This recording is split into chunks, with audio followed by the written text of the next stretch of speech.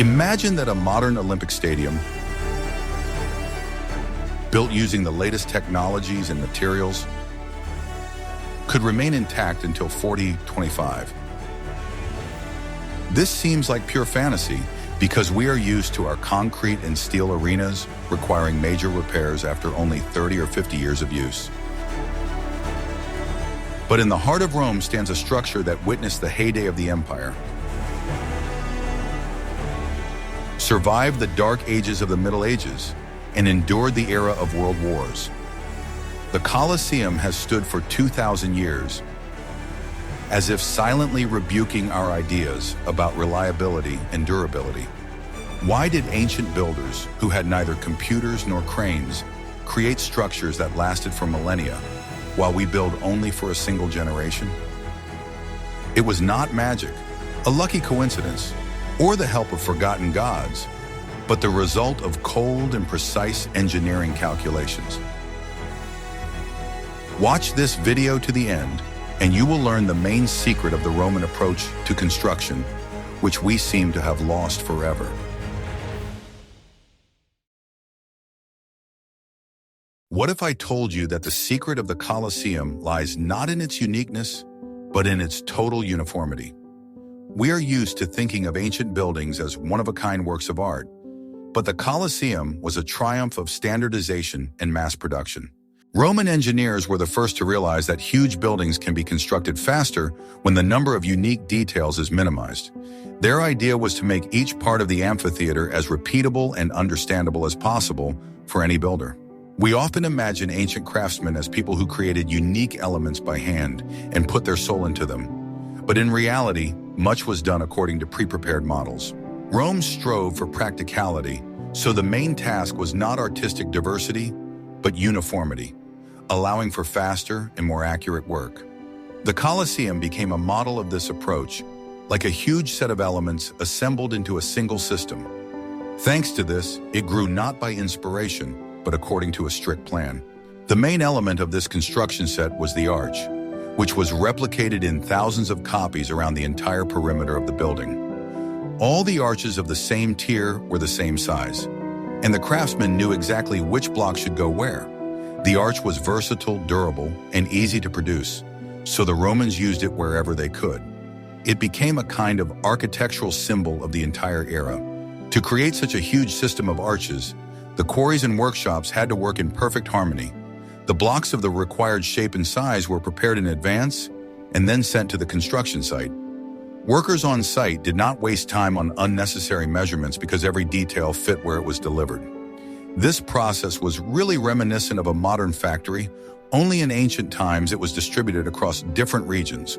This approach solved the main problem of ancient construction, the shortage of highly skilled craftsmen. Each complex element required a great deal of experience, but the Romans found a way to use the labor of ordinary workers.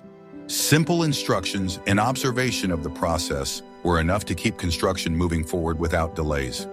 This made it possible to involve thousands of people and maintain a high pace of work. The use of visual templates and repetition reduced dependence on the creative approach of individual architects. It made the process less fragile and more predictable. High-level craftsmen supervised only the key stages, while everything else was done automatically according to prepared and proven plans. It was thanks to this system that complex structures became accessible for mass construction. Standardization affected not only stone, but also brick, which was produced in billions of pieces throughout the empire. The dimensions of the bricks were strictly fixed, which facilitated any masonry work and accelerated construction. Each brick was stamped with the manufacturer's mark, which helped to control quality and track production batches. This was a step towards the creation of uniform building regulations, which later inspired many civilizations. Bricks were produced in different provinces, but thanks to a uniform standard, they could be used to construct identical buildings anywhere in the empire. This created a remarkable unity of architectural style, which is easy to see today in the preserved ruins. Rome really tried to make construction convenient and universal, and the Colosseum became an example of how such a system works in practice. Thanks to all these solutions, the Colosseum was built incredibly quickly for its time, in just 8 years. This seems fantastic considering the size of the amphitheater, and the lack of modern mechanisms. But standardization sped up every step and eliminated the need to adjust elements on site. The Romans understood that time is also a resource and knew how to save it. If every detail had to be created by hand, construction would have taken generations. But the repeatability of elements drastically reduced human error and made the project more reliable. When everyone knows how the system works, the likelihood of delays becomes minimal. This explains the extraordinary speed of the Colosseum's construction. The repeatability of the elements provided another unexpected advantage: incredible structural reliability. Thousands of identical cells created a strong network that could withstand heavy loads. Even if one part of the building was damaged, the other elements continued to hold the structure together. This property saved the Colosseum during earthquakes, which repeatedly destroyed individual sections. This type of architecture can be compared to the principles used by modern engineers. When elements are interchangeable, any damage becomes less dangerous. The building does not collapse immediately, but remains stable thanks to the overall distribution of the load. This is one of the factors that has allowed the Colosseum to survive to this day, despite the passage of time and natural disasters. This system was so effective that it was used throughout the empire, from Britain to Syria. The Roman legions brought with them not only weapons and laws, but also construction technologies. They built forts, roads, and bridges according to a familiar standard, so that everything looked the same throughout the empire. This simplified the management of the territory and strengthened Rome's cultural influence. Wherever Roman builders appeared, architectural unification began. People quickly got used to order and convenience, so new construction methods quickly became familiar. Thus, Rome asserted its influence through stone and engineering solutions, showing that its system worked better and more efficiently than local traditions. It was a unique way to consolidate power not only with the sword, but also through the organization of space. The Colosseum became the pinnacle of this philosophy, proof that order and system can defeat the chaos of nature and time. Its design reflected the Romans' desire for precision, calculation, and logic, which were behind all the great projects of the empire. It was not just a stadium, but a huge engineering machine that was supposed to impress everyone who entered it. And the success of this machine is largely due to its uniformity. It was assembled from many identical elements, but that is precisely what made it incredibly stable. The Romans created a structure that has survived the ages thanks to its simple, repetitive design. Today, we see its grandeur, but behind that grandeur lies rigorous calculation, not creative uniqueness. This makes the Colosseum not only a monument to history, but also a lesson for modern construction. I'm very interested to hear your point of view. What do you think about this approach to construction in the ancient world? Write about it in the comments, and don't forget to subscribe to the channel to see more reviews like this. Guess what simple invention allowed the Romans to build higher and larger than anyone before them? Before the Romans, the main architectural principle was the post and beam system, familiar to us from Greek temples with their columns and straight ceilings. But a stone beam has a strength limit. If the span between the columns is too large, it will simply crack under its own weight. The Romans, however, relied on the arch, which fundamentally changed the rules of the game in construction. An arch works completely differently from a straight beam. It redistributes the load from above, not downwards, but sideways onto the supports. The stones in the arch, thanks to their wedge shape, press against each other, and the greater the load from above, the stronger they compress. This allows much larger spaces to be covered using less material. The Colosseum is essentially a giant system of thousands of arches stacked on top of each other in several tiers. The exterior facade consists of 80 arches on each of the 3 lower levels, creating an open-work but incredibly strong structure. If the builders had used solid walls, the building would have been too heavy and expensive. The arches not only support the weight of the building itself, but also shape the interior space. The countless corridors, staircases, and passageways inside the amphitheater, known as vomitoria, are also systems of vaulted arches. They allowed tens of thousands of spectators to quickly fill and leave the stands without causing a stampede. The key element of any arch is the keystone at the highest point of the vault. It is the last to be put in place and locks the entire structure, forcing the side stones to work in compression. Roman engineers perfected the art of calculating and installing these stones. The use of arches made it possible to save significantly on expensive stone by replacing it with empty space. This made the structure not only cheaper, but also lighter, reducing the load on the foundation. Economic efficiency was no less important to the practical Romans than monumentality. In addition, the arches provided excellent ventilation and lighting for the stadium's interior galleries. Huge openings allowed air and light to pass through, preventing the interior from turning into dark and stuffy catacombs. This was important for the comfort of 50,000 spectators in the hot Roman climate.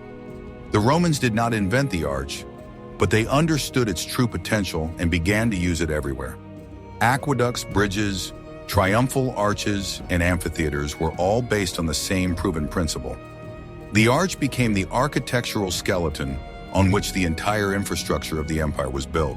Do you consider the arch to be the most important architectural element in human history?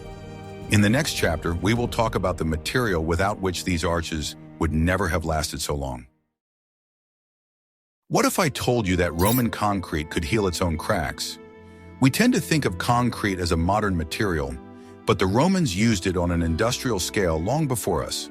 What's more, their version of this material had properties that modern scientists have only recently been able to unravel. Roman concrete, or opus caementitium, consisted of lime, water, and aggregate, usually crushed stone or broken brick. But the main secret ingredient was porcelain, volcanic ash that was mined in the vicinity of Naples, near Vesuvius. It was this ash that gave the mixture its unique chemical properties. Unlike modern Portland cement, which simply hardens when mixed with water, Roman concrete underwent a complex chemical reaction. The volcanic ash contained aluminum and silicon, which when mixed with lime and water, formed incredibly strong crystalline structures. This process did not stop after hardening, but continued for centuries. Concrete behaved particularly surprisingly when it came into contact with seawater or simply in a humid environment.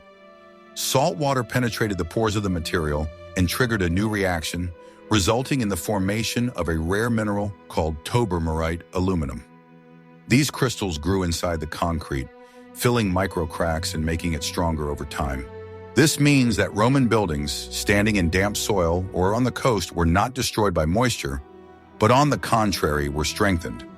Modern reinforced concrete in such conditions begins to crumble due to corrosion of the steel reinforcement inside. The Romans did not have reinforcement, and their living stone coped perfectly well on its own. The foundation of the Colosseum is a giant concrete ring 12 meters thick, poured directly into the ground. The entire colossal mass of the amphitheater stands on this artificial rock. Without this concrete cushion, the building would have long since subsided or cracked under its own weight.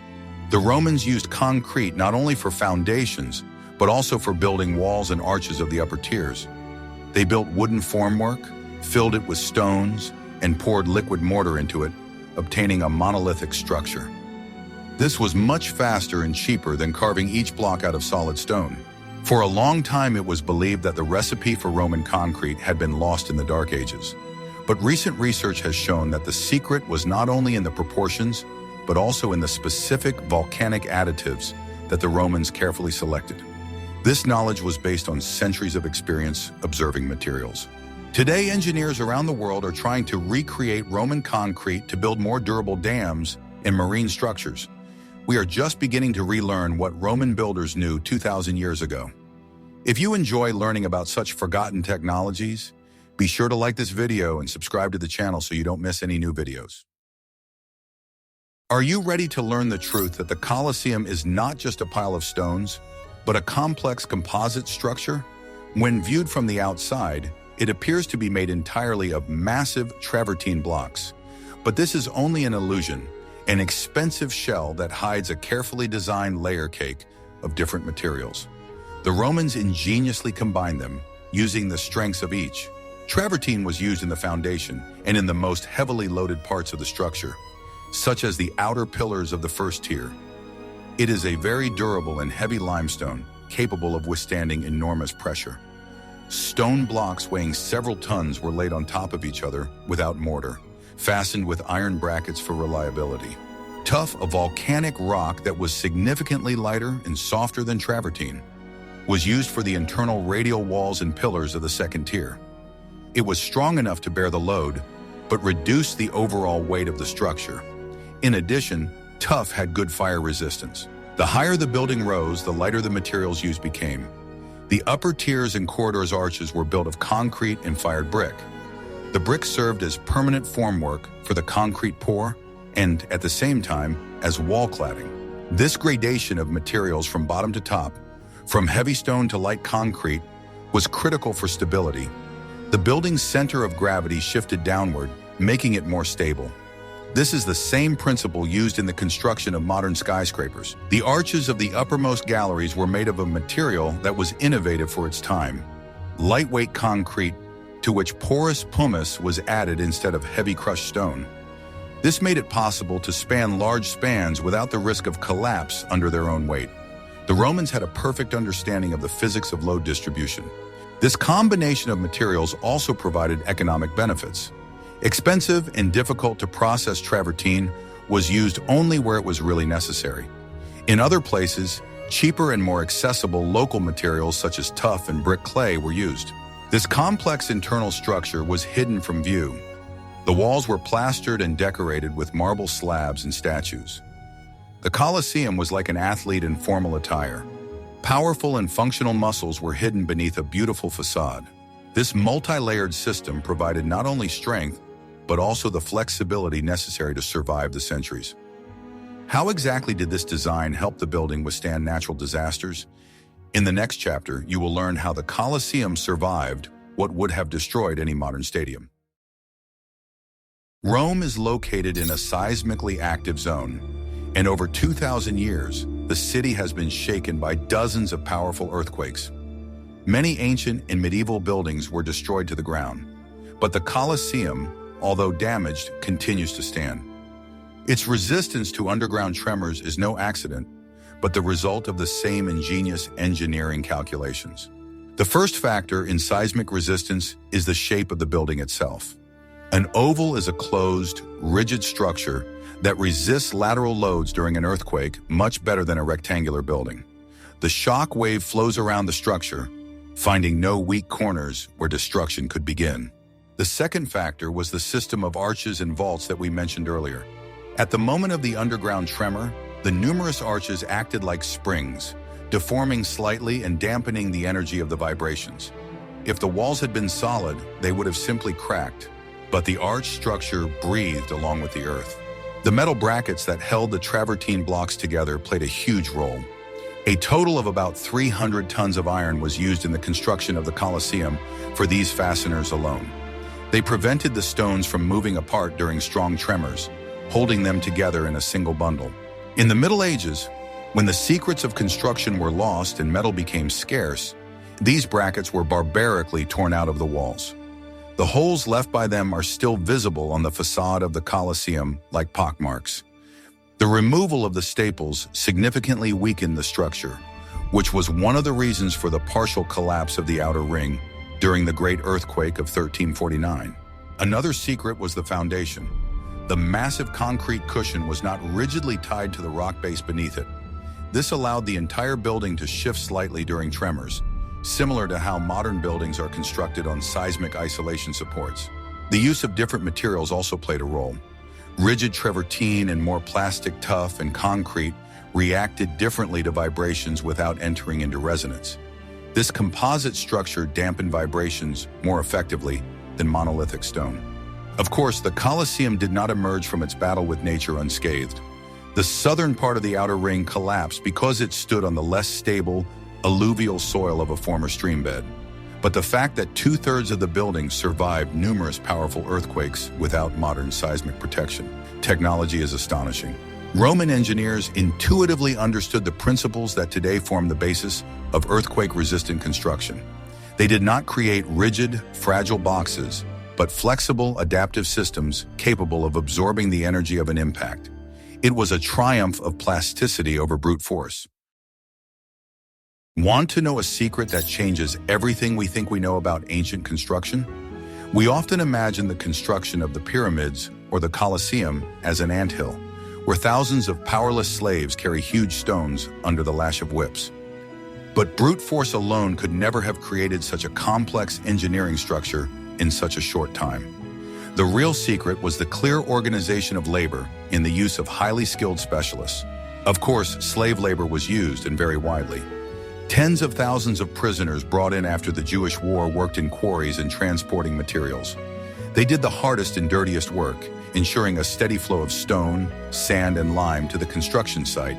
But the core of the construction army was made up of free citizens, professional builders united in guilds, a kind of ancient trade union. These were hereditary masons, concrete workers, carpenters, and blacksmiths who knew their craft thoroughly. It was they who laid the arches, poured the vaults, and assembled complex structures. Military engineers and architects played a special role. The Roman army was not only a killing machine, but also the largest construction corporation of antiquity. Legionnaires constantly built camps, bridges, and roads, accumulating enormous experience that was also applied to civilian projects. The Colosseum construction site was a model of military discipline and logistics. All processes were synchronized. While some teams were erecting the walls of the first tier, others were already preparing the formwork for the second. Materials were delivered strictly on schedule to avoid congestion and downtime. The use of standardized parts made it possible to break down complex tasks into simple operations. This made it possible to effectively use even less skilled workers who were quickly trained to perform one specific function, such as mixing mortar or laying bricks. The wages of free workers were high, which attracted the best craftsmen from all over Italy. The emperors understood that on such important construction projects, it was not possible to skimp on qualifications. This was a state project of the highest priority. A lot of attention was paid to support structures, scaffolding, lifting mechanisms, block and lever systems. Everything was thought out to the smallest detail. The Romans were masters of mechanization, using human and animal power with maximum efficiency. Thus, the Colosseum was not built by a crowd of slaves, but by a well-oiled machine of professionals of various levels, managed by experienced engineers. It was a victory of organization over chaos, of intellect over brute force. Why do you think that today, with our powerful technology, we often build slower and worse than the Romans? In the next chapter, we will move to our time and see why modern stadiums cannot boast the same durability. Today, we live in a world where things are not made to last forever, but to be replaced. This philosophy has also permeated the construction of large-scale structures, such as stadiums. Modern arenas are designed with a specific life cycle in mind, which rarely exceeds 50 years. The main reason is economic. Building for the ages, as the Romans did, is incredibly expensive and time-consuming. Investors and municipalities want to get a finished facility as quickly and cheaply as possible in order to start recouping their investments. Materials are used that allow for rapid construction but have a limited service life. The main material in modern construction is reinforced concrete. It is a wonderful invention that has made it possible to create incredible architectural forms, but it has its Achilles heel. Inside the concrete is steel reinforcement, which gives it tensile strength. The problem is that over time, concrete becomes covered with micro cracks through which moisture and oxygen penetrate. The steel begins to rust, and the corrosion products increase in volume, tearing the concrete from the inside. This process is called concrete cancer, and it inevitably destroys the structure from the inside after several decades. Roman concrete, as we remember, had no reinforcement, and on the contrary, was strengthened by moisture. Modern engineers combat corrosion using special additives and coatings, but this is only a delay of the inevitable. Sooner or later, nature takes its toll.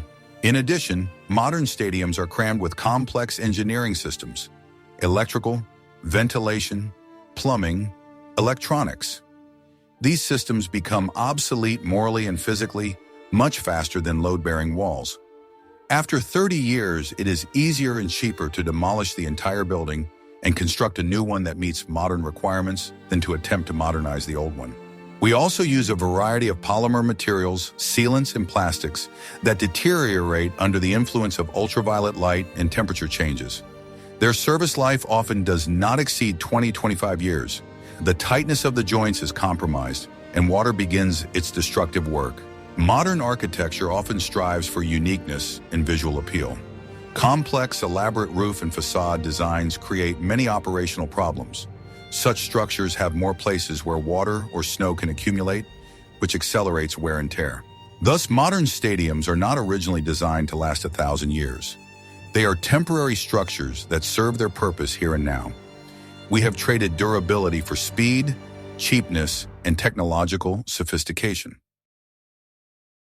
When comparing the Colosseum and modern stadiums, we must not forget the fundamental difference in economics and resources.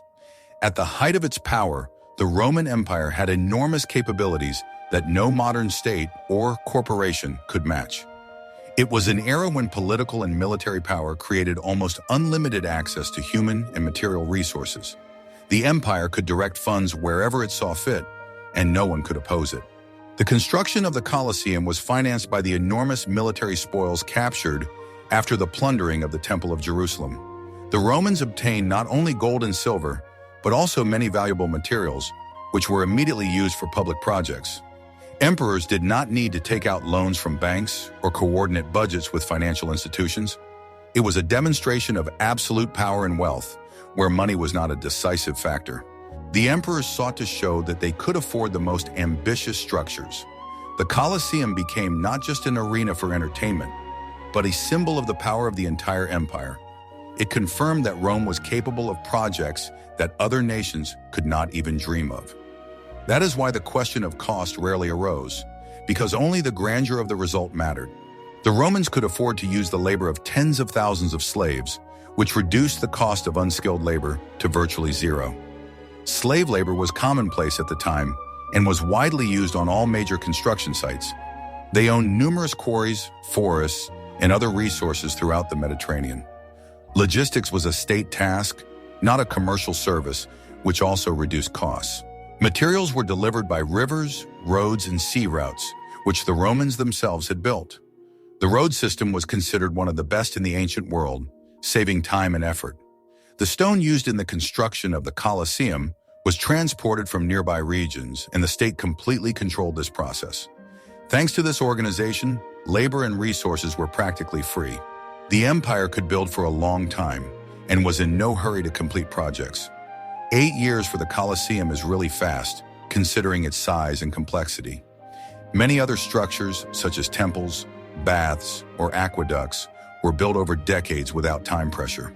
The Romans did not have deadlines like the Olympics or the World Cup, which had to be met at any cost. In the modern world, the situation is reversed. Any large project is subject to constraints that must be taken into account. Even government construction projects go through numerous checks, approvals, and requirements that affect the timeline. It is not possible to simply allocate resources and work as long as necessary.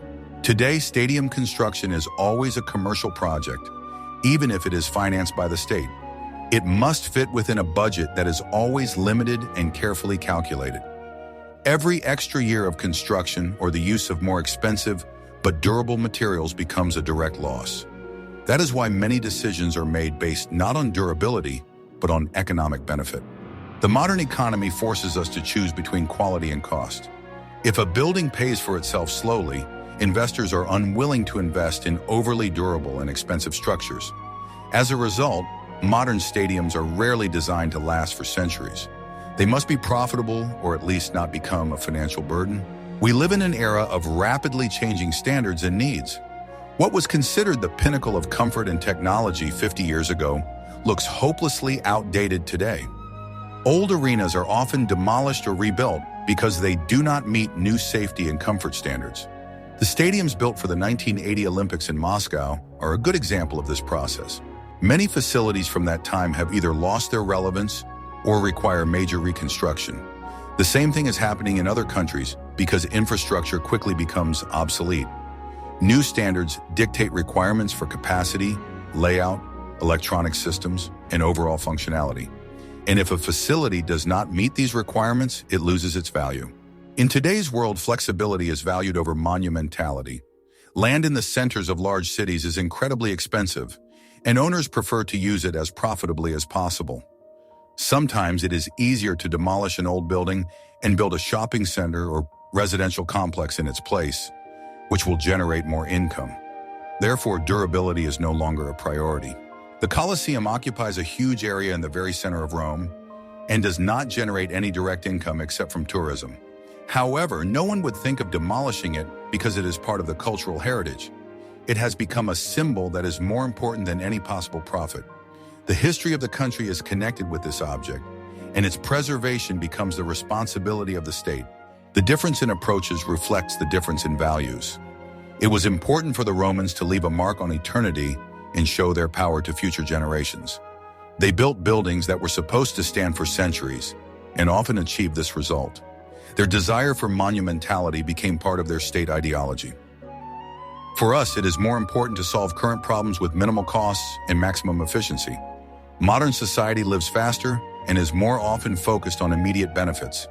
We change technologies, materials, and approaches because the world is moving forward without stopping. Therefore, durability is no longer the main criterion for construction. Both the Colosseum and modern stadiums are not just sports facilities, they are powerful political statements. But the meaning of these statements is radically different, which also affects their architecture and durability. Through such structures, it has always been important for the authorities to show their attitude towards the city and its people, as well as to demonstrate their own power. Therefore, architecture became part of the political game, reflecting the spirit of the era. The Colosseum was built by Emperor Vespasian as a gift to the Roman people. Before that, there was a huge artificial pond on this site, part of the golden house of the hated Emperor Nero. Vespasian drained the pond and built an amphitheater in its place, returning the land to the city and symbolically erasing the memory of the tyrant. This decision immediately made it clear that the new government wanted to show that it was on the side of the common people. Nero's pond was part of the luxury that the Romans had grown tired of after his reign. It occupied land that could have served the city, but instead was used as the emperor's personal decoration. Therefore, turning this land into a public space had enormous symbolic significance. Vespasian directly opposed Nero, and the Colosseum became part of this political program. It was a building designed to demonstrate the stability and power of the new Flavian dynasty. It had to look as unshakable as the empire itself. The simple, austere lines of the arches and the massiveness of the stone inspired a sense of confidence and order. The Colosseum was meant to convince people that the chaos of the past was behind them. Such architecture showed that the authorities were ready to ensure peace and predictability. Every part of the amphitheater was a reminder of the power of the state, which was capable of such grandiose projects. People who came to the games felt not only the festive atmosphere, but also the grandeur of the empire. This effect was deliberate and worked to strengthen the new dynasty. Modern stadiums are also often political projects.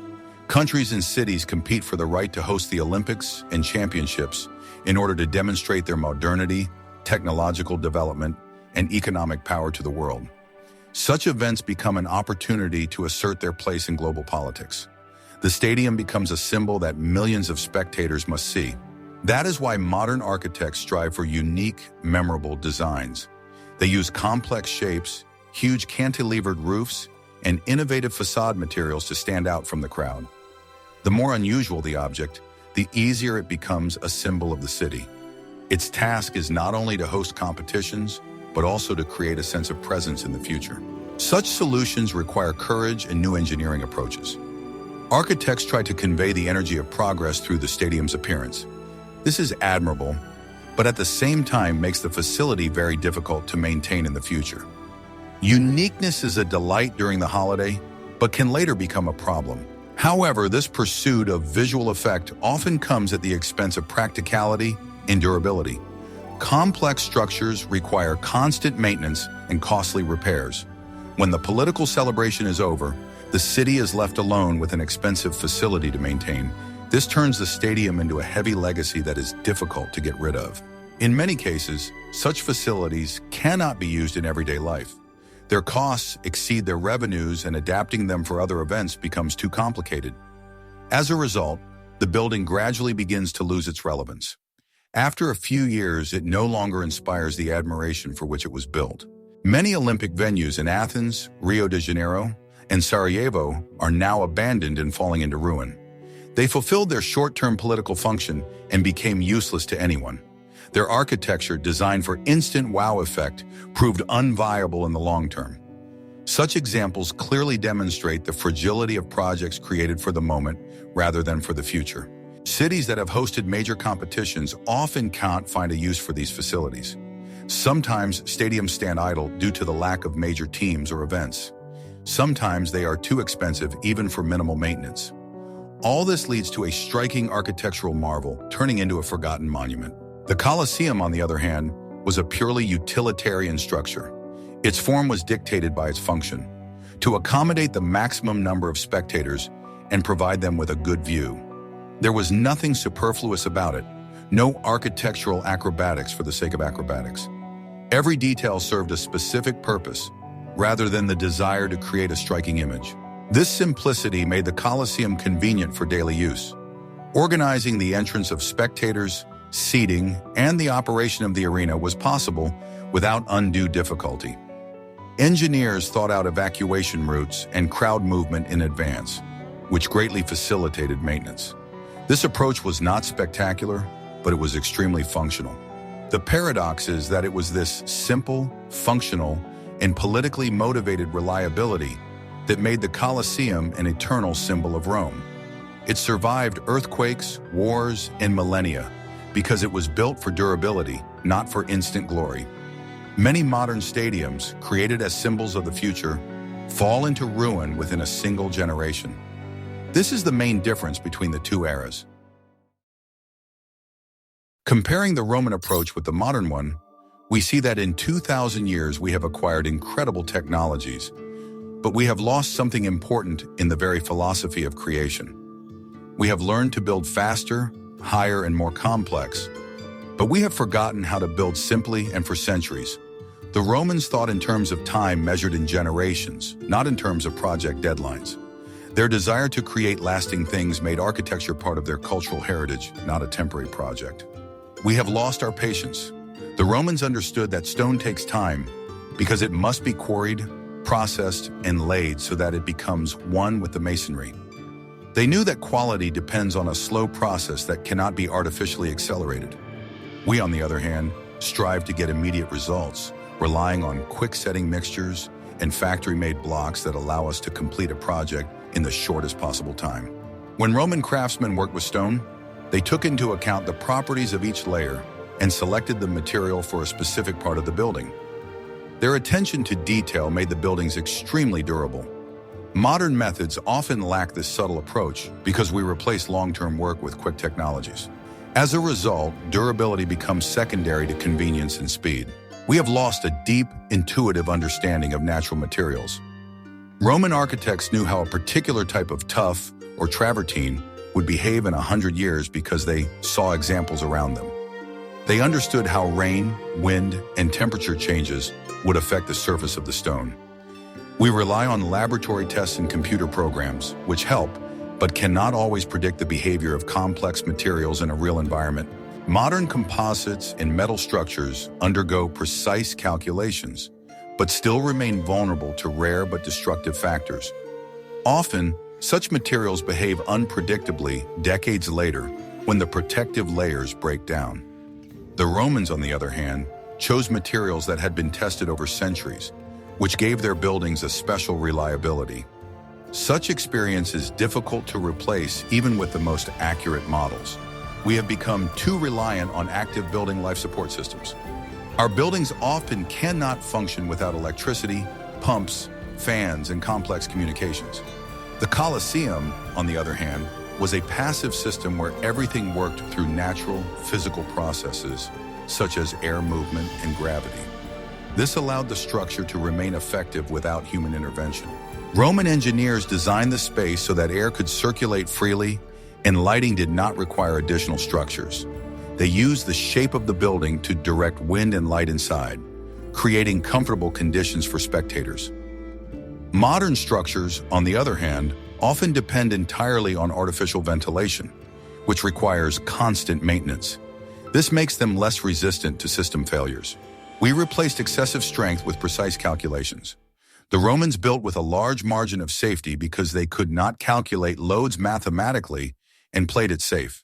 They made the walls thicker, the arches stronger, and used materials that could withstand even unexpected loads.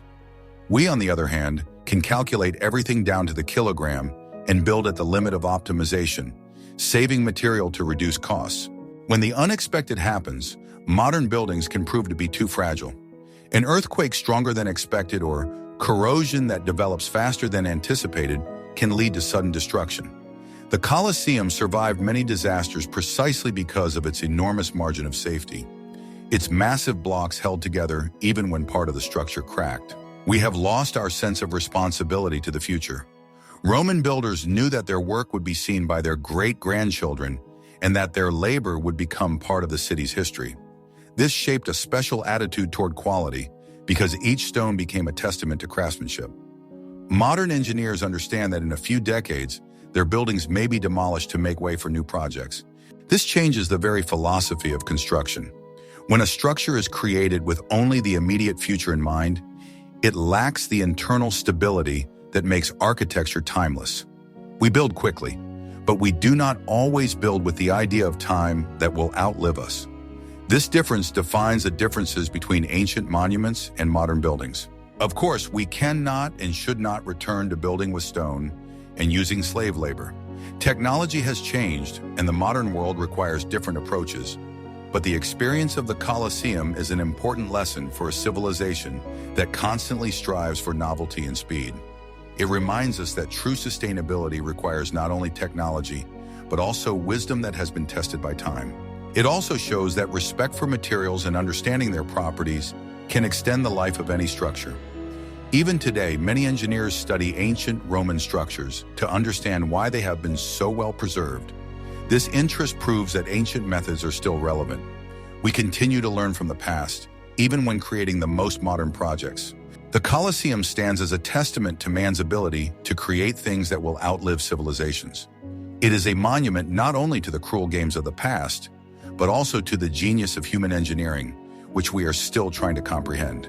It reminds us that the traditions of manual labor and deep knowledge of materials leave a mark for millennia. In this sense, it continues to teach us simplicity, strength, and responsibility for the future. We have only begun to delve into the secrets of Roman construction, comparing them with modern realities. The history of the Colosseum shows that durability is not an accident, but a choice made at the design stage. It is a choice in favor of simple solutions, reliable materials, and enormous reserves of strength. In the next part, we will take a detailed look at why modern stadiums fall into disrepair so quickly. We will talk about specific engineering mistakes, material problems, and economic pitfalls that turn new arenas into future ruins. What other aspects of ancient or modern construction would you be interested in exploring? Perhaps you are interested in aqueducts, roads, or the secrets of skyscraper construction? Write your suggestions in the comments, and we will be sure to consider them in future videos. And of course, don't forget to subscribe to the channel so you don't miss the continuation of this investigation.